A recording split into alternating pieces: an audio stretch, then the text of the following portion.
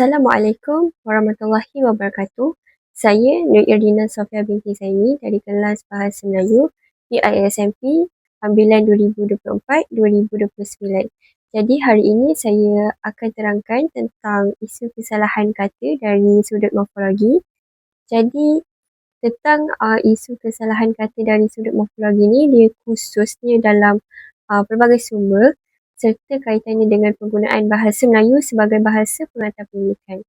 Jadi yang pertama, secara ringkasnya, morfologi ni ialah bidang yang mengkaji struktur kata dan pembentukan kata. Jadi kesalahan morfologi ni sentiasa berlaku apabila perkataan digunakan tidak mengikut bentuk, imbuhan atau hukum tata bahasa yang betul. Contohnya perkataan dilarang. Yang mana di dengan larang adalah jarak. Jadi perkataan yang betulnya adalah, kata yang betulnya adalah dilarang. Yang mana dilarang tu dirapatkan. Di dan larang dirapatkan. Yang kedua adalah kesalahan dalam media cetak. Pertama, kesalahan dalam media cetak seperti surat khabar, majalah dan poster sering berlaku. Walaupun dia bersifat rasmi, kesalahan tu tetap ada. Contohnya, kesalahan imbuhan. Seperti memperbesarkan digunakan salah konteks. Jadi, kesalahan imbuhan ni contohnya adalah memperbesarkan. Kemudian ada juga kesalahan ejaan macam perkataan aktiviti dieja seperti aktiviti. Jadi perkataan yang betul adalah aktiviti. Jadi apa punca kesalahan dalam media cetak ni biasanya adalah disebabkan kurang penyuntingan teliti. Kemudian dia terlalu kejar masa untuk menerbitkan.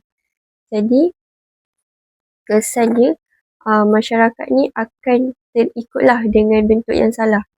Kemudian ada kesalahan dalam media elektronik, yang mana dalam media elektronik tu kesalahan yang berada dalam media sosial, televisyen dan laman web. Kesalahan lebih ketara kerana penggunaan bahasa tu tidak formal. Contohnya, saya tak pergi makan, jadi ada penggunaan perkataan yang terlalu singkat.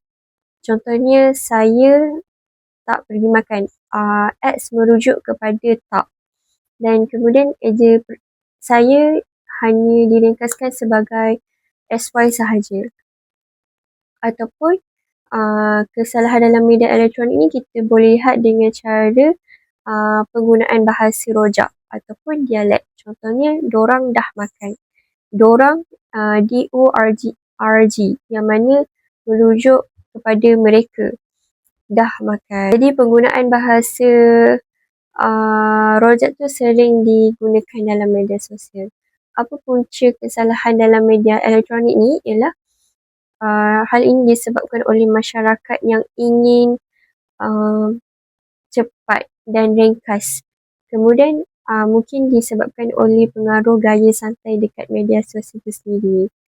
Jadi kesannya penggunaan bahasa Melayu yang betul tu semakin diabaikanlah, terutama ini dalam kalangan pelajar. Kemudian isu kesalahan bahasa ni dalam hak asasi bahasa Melayu ni sebagai bahasa pengantar pendidikan, yang mana kita boleh lihat bahawa bahasa Melayu ni adalah bahasa kebahasaan dan setiap individu tu berhak untuk mendapat pendidikan dalam bahasa yang difahami serta menggunakan bahasa Melayu dengan betul dan standard.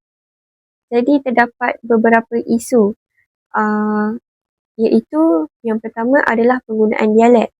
Contohnya, yang mana pelajar dia menggunakan dialek tempatan dalam pembelajaran.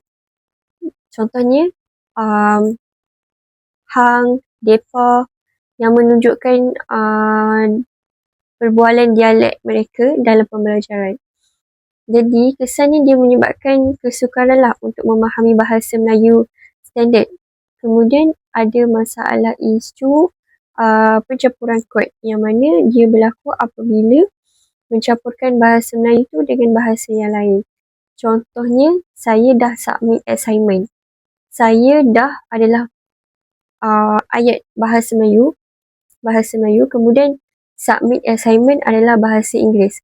Jadi apabila dalam satu ayat terdiri daripada dua bahasa, maka ayat itu dipanggil sebagai pencampuran kod kerana mengandungi dua bahasa. Jadi hal ini telah menyebabkan dan akan menjejaskan ketulinan bahasa Melayu tersebut. Yang ketiga adalah penggunaan bahasa Melayu baku. Jadi ramai pelajar dia tidak menggunakan bahasa baku dengan betul, terutamanya dalam penulisan rasmi. Disebabkan oleh itu, banyaklah kesalahan tata bahasa dan struktur ayat yang telah dibiasakan dalam kalangan pelajar. Kemudian ada penggunaan kata pinjaman asing, yang mana penggunaan kata asing tanpa penyesuaian yang betul. Contohnya, confirm, cancel, approve yang sering digunakan dalam perbualan harian. Sedangkan terdapat padanan dalam bahasa Melayu seperti sah, batal, lulus yang sepatutnya digunakan. Jadi kat sini boleh disimpulkanlah bahawa kesalahan morfologi ni boleh berlaku dalam pelbagai sumber seperti media cetak dan elektronik. Selain itu, penggunaan bahasa Melayu sebagai bahasa pengantar pendidikan ni perlu dipelihara dengan yang pertama mengutamakan bahasa baku, yang kedua mengelakkan pencampuran kod, dan yang ketiga adalah menggunakan kata yang tepat. Hal ini penting untuk memastikan bahawa bahasa Melayu terus kekal standard dan jelas serta berwibawa. Jadi itu sahaja berkenaan dengan isu kesalahan kata dari sudut morfologi. Sekian, terima kasih.